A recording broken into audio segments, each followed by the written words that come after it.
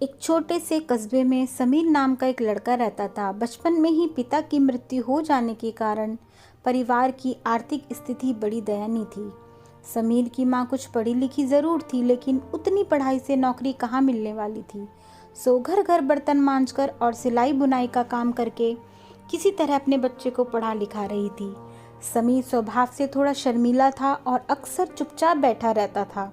एक दिन जब वह स्कूल से लौटा तो उसके हाथ में एक लिफाफा था।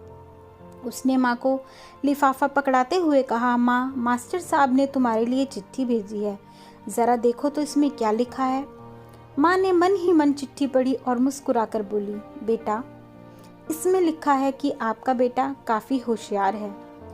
इस स्कूल में बाकी बच्चों की तुलना में इसका दिमाग बहुत तेज है और हमारे पास इसे पढ़ाने लायक शिक्षक नहीं है, इसलिए कल से आप इसे किसी और स्कूल में भेजें।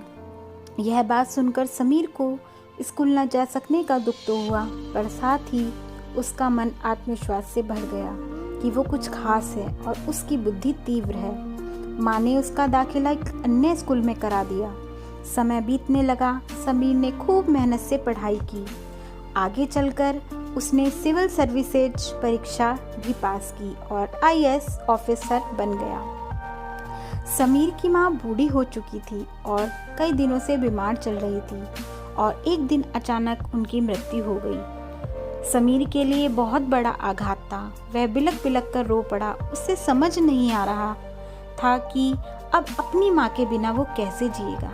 रोते रोते ही उसने माँ की पुरानी अलमारी खोली और हाथ में उनकी माला, चश्मा और अन्य वस्तु लेकर चूमने लगा। उस अलमारी में समीर के पुराने खिलौने और बचपन के कपड़े तक संभाल कर रखे हुए थे। समीर एक एक कर सारी चीज़ें निकालने लगा और तभी उसकी नज़र एक पुरानी चिट्ठी पर पड़ी। दरअसल ये वही चिट्ठी थी जो मास्टर साहब ने उसे 18 साल पहले दी थी। नम आंखों से समीर उसे पढ़ने लगा। आदरणीय अभिभावक, आपको बताते हुए हमें अफसोस हो रहा है कि आपका बेटा समीर पढ़ाई में बेहद कमज़ोर है और खेलकूद में भी भाग नहीं लेता। जान पड़ता है कि उम्र के हिसाब से समीर की बुद्धि विकसित नहीं हो पाई है, अतः हमें इसे अपने विद्यालय में पढ़ाने में असमर्थ है। आपसे निवेदन है कि समीर का दाखला किसी मंदबुद्धि विद्यालय में कराएं अथवा खुद घर पर रखकर इसे पढ़ाएं। सादर प्रिंसिपल। समीर जानता था कि भले अब उसकी माँ इस दुनिया में नहीं रही, पर वो जहाँ भी रहे उनकी ममता, उनका आशीर्वाद उस पर सदा बना रहे। किसी ने सही कहा है, God could not be everywhere and therefore he made mothers। भगवान सभी जगह नहीं हो सकते, इसलिए उसने माँ बनाई। माँ से बढ़कर त्याग और तपस्या की मूरत भला और कौन हो सकता है। हम पढ़ लिख लें, बड़े होकर कुछ बन जाएं, इसके लिए वो चुपचाप ना जाने कितनी कुर्बानियाँ देती है। अपनी ज़रूरतें मार मार कर हमारे शौक़ पूरा करती है।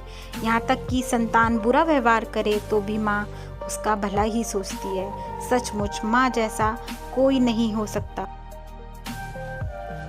है। माँ जैसा ना जग में कोई, ये बात भुलाओ ना। इस ममतामयी का जीवन में दिल कभी दुखाओ ना, दिल कभी दुखाओ ना। Thank you.